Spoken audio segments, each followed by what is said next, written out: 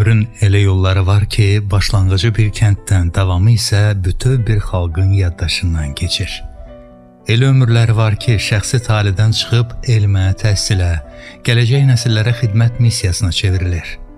Azərbaycan pedaqoji elminin görkəmli nümayəndəsi, Azərbaycan Dövlət Pedaqoji Universitetinin İbtidai Təhsilin Pedaqogikası kafedrasının müdürü, pedaqoji elmlər doktoru, professor, əməkdar elm xadimi Fərrux Rüstəmovun həyat yolu məhz belə bir taleyin, belə bir ömrün parlaq nümunəsidir. Bu yol Qərbi Azərbaycanın Göyçə mahalının Çil kəndindən başlayır. Yanvar ayının 1-i 1961-ci ildə dünyaya göz açan Fərrux Rüstəmovun uşaqlıq və gənclik illəri zəhmətə, elmə və müəllim peşəsinə hörmət ruhunda formalaşıb. 4 övladın taliyi Abbas kişinin və Şövkət xanımın zəhmət dolu ömrünə yazılmışdı. Onların həyatı torpaqla, zəhmətlə, alın təri ilə bağlı idi.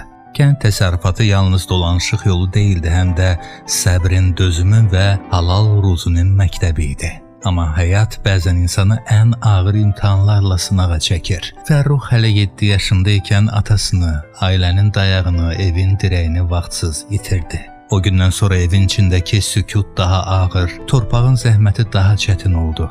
Ailənin bütün yükü 4 körpənin taleyi bir qadının, Şövkət xanımın çiyinlərinə yükləndi. Ali təhsil almamışdı Şövkət xanım, amma həyatın ən böyük universitetini keçmişdi. O savadsız değildi. O, övladlarını oxutmağın, insan yetişdirməyin fəlsəfəsini bilirdi. Gecələri yorğun düşən əlləri, səhərləri gün doğmadan başlayan zəhməti ilə bir amal yaşayırdı. Övladlarının yolu yarımçıq qalmasın, atalarının arzuları torpaqda itməsin və itmədi. Özləri ali təhsil almayan bu valideynlər övladlarına ali dəyər verdilər.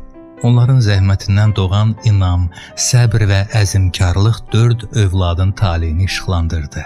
Bu ailədə diplomdan əvvəl insanlıq, vəzifədən əvvəl vicdan, uğurdan əvvəl zəhmət öyrədildi. Fərrux Rüstəmovun həyat yolunda bu ana əlinin istiliyi, bu ata yoxluğunun məsuliyyəti həmişə hiss olunur. Çünki böyük insanlar çox vaxt böyük ağrılardan, böyük zəhmətlərdən doğulur. Orta məktəbi tərifnamə ilə bitirən gənc Fərrux artıq taleyini pedaqogika ilə bağladığını yaxşı bilirdi. Bu seçim onu Azərbaycan Dövlət Pedaqoji İnstitutuna gətirdi. İnstitut illəri